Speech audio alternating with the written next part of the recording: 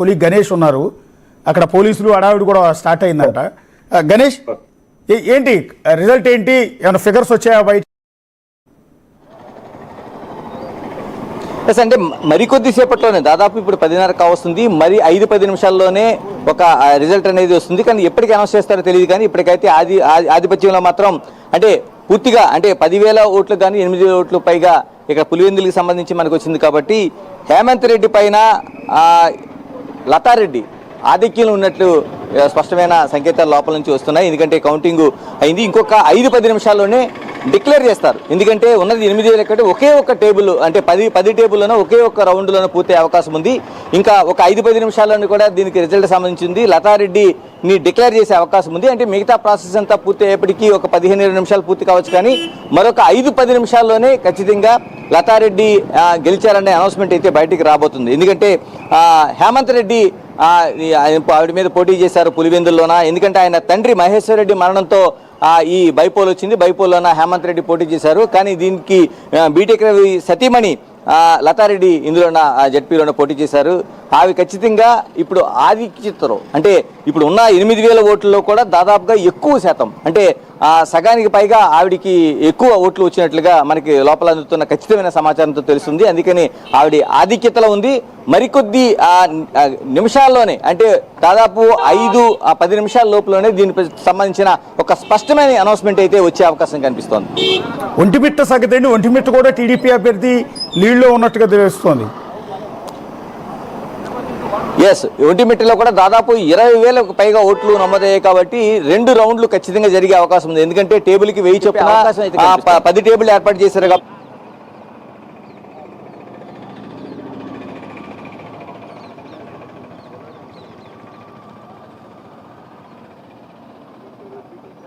సతీమణి సతీమణి ఒకటి ఖచ్చితంగా 3వ రౌండ్ కూడా వెళ్లే అవకాశం ఉంది. కానీ 2 రౌండ్లతోనే ఫలితం అనేది అక్కడ కూడా తేలే అవకాశం ఉంది. ఇప్పుడు అక్కడ కూడా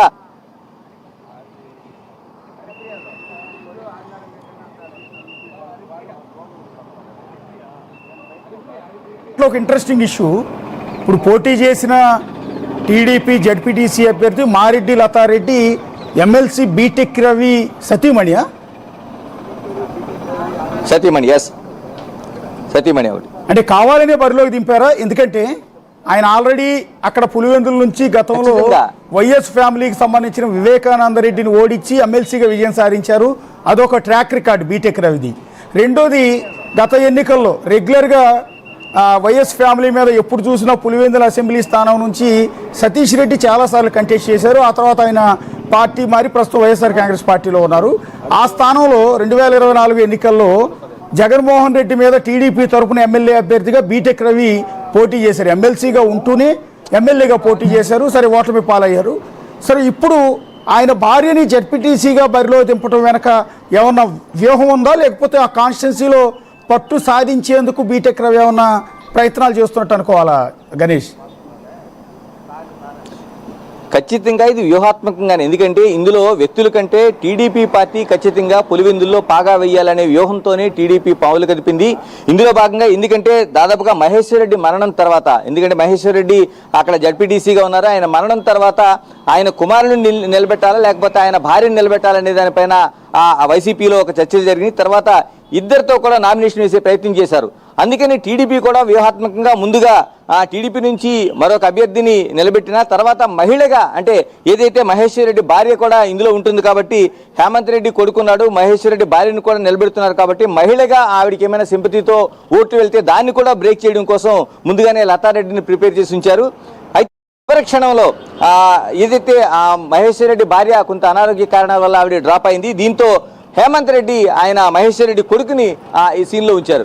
దీంతో టీడీపీ తన వ్యూహాన్ని ఏమాత్రం మార్చలేదు. బీటెక్ రవి సతీమణిని ఏదైతే లతారెడ్డిని ఖచ్చితంగా బరిలో ఉంచింది. ఈ విధంగానే ప్రచారం చేసింది. ఎందుకంటే మొదటి నుంచి కూడా బీటెక్ రవి ఈ ప్రాంతంలో బాగా పట్టు సాధించడం కోసం కావచ్చు, లేకపోతే వైసీపీ కావచ్చు, అంతకుముందు కాంగ్రెస్ కావచ్చు, వాళ్ళని ఎదుర్కోవడంలో కావచ్చు, లేకపోతే టీడీపీ శ్రేణులను నిలపడంలో కావచ్చు ఆయన వ్యూహాత్మకంగా వ్యవహరించారు. ఇందులో కూడా పార్టీ ఆయనకి పూర్తి స్థాయిలో సహకరించింది. అందుకని లతారెడ్డిని ఖచ్చితంగా ఇందులో చివరి వరకు బరిలో నింపారు. ఆ విధంగానే ప్రచారం జరిగింది. ఎందుకంటే నిన్న కూడా మనం ఒక 3-4 రోజులుగా చూస్తే లతారెడ్డి చాలా యాక్టివ్గా, అంటే ఇది దాదాపుగా 15 పోలింగ్ స్టేషన్లో కూడా ఆవిడ ప్రతి పోలింగ్ స్టేషన్లో కూడా 2-3 సార్లు విజిట్ చేశారు. అక్కడ ఉండే పరిస్థితిని తెలుసుకున్నారు. నిన్న రీపోలింగ్లో కూడా ఆవిడ 2 సెంటర్లు 3-14 సెంటర్లకి ఆవిడ దాదాపు 2-3 సార్లు వచ్చి బయట నుంచి ఏముంది అసలు పరిశీలించడంతో పాటు తనకుండే ఎన్నికల కమిషన్ ఇచ్చిన గుర్తింపు కార్డుతో లోపలికి వెళ్ళి పరిస్థితి ఎలా శాంతియుతంగా ఉందా లేదు చూసి వచ్చి, అంటే చాలా దగ్గర నుంచి క్లోజ్ మానిటరింగ్ అనేది లతారెడ్డి చేసిన పరిస్థితి కనిపించింది. దీని ప్రకారం